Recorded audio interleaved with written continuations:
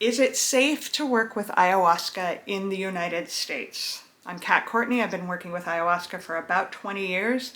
And somebody posed this question to me recently. My short answer is no, but it depends on your definition of safety.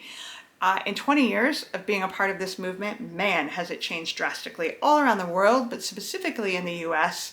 In the beginning, let's say in the first 10 years or so of my journey, the underground was alive and well, and nobody really cared. There wasn't a lot of legal activity. There wasn't as many reckless sort of facilitators. It was a much more just selected group. It wasn't such a popular thing, and so it was pretty safe.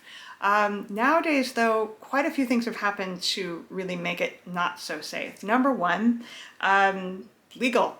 The legal challenges that we have since COVID, especially 2020, people have been put in jail at much higher rates for accessing ayahuasca, for trying, or any of the medicines, trying to get them via the mail, and or from facilitating. Whereas 10 years ago, this was a rarity. Now it is sadly happening and it's commonplace. I was arrested myself for a single alleged package that was intercepted.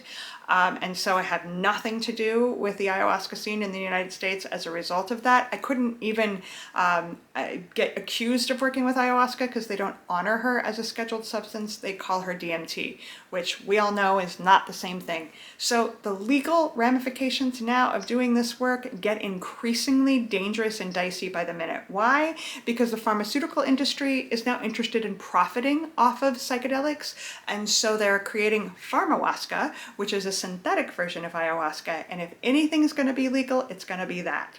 So they have now been arresting people and essentially accusing them of trying to practice medicine without a license. Even though some of us are shamanically trained, we've spent our lives learning to do this, it doesn't matter in the eye of the law. So as a facilitator, it's especially dangerous. Now, the good news with this is in most cases, participants in the underground ceremonies are not being arrested.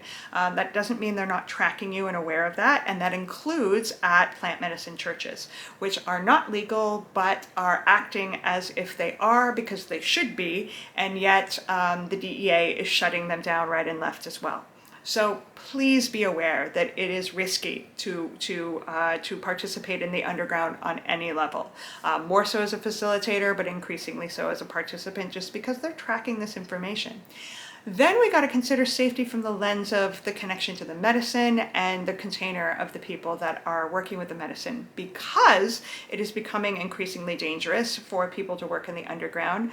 A lot of the people that continue to serve the medicine and try to import it, which is really dangerous, are not people that know how to create or choose to create a safe container. So these are the people that are willing to roll the dice and to risk it, legally speaking, and often do so because they're either delusional or they think they're above that sort of thing. There's just a lot of different energies that can create a reckless kind of feeling in the space that, as participants, is not ideal.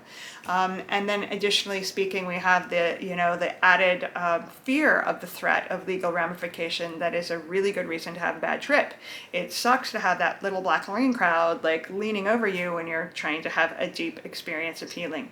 And so, also one last thing regarding the relationship with the medicines themselves is when we work with them in a living room, an Airbnb, or a warehouse in Brooklyn, we are disconnected from nature. And the very heart of how they help us heal involves reconnecting to the spirit of nature. So if we're in a warehouse in Brooklyn, we can't answer that wounding that we have through that disconnection, that when we go to the jungle, when we go to a beautiful retreat space that is nature connected, just by that set and setting, we are helping to heal this core wound that we have. And it also, the medicines, especially ayahuasca, love the connection to nature. And so when we're in the jungle and the frogs are going and the birds and the crickets and all these amazing noises, they add tremendous richness to the quality of the journey experience, and Aya can co-create with them. So you're missing out on a lot if you are not experiencing a true natural setting to work with the medicines. And finally, it's really helpful to disconnect from our lives when we do this work. Weekend warrior stuff is great, but it is a fraction of what is possible when we go really deep into a week-long plus container. Especially if we're just going to our backyard, taking 2 days, doing some deep work, going back to work.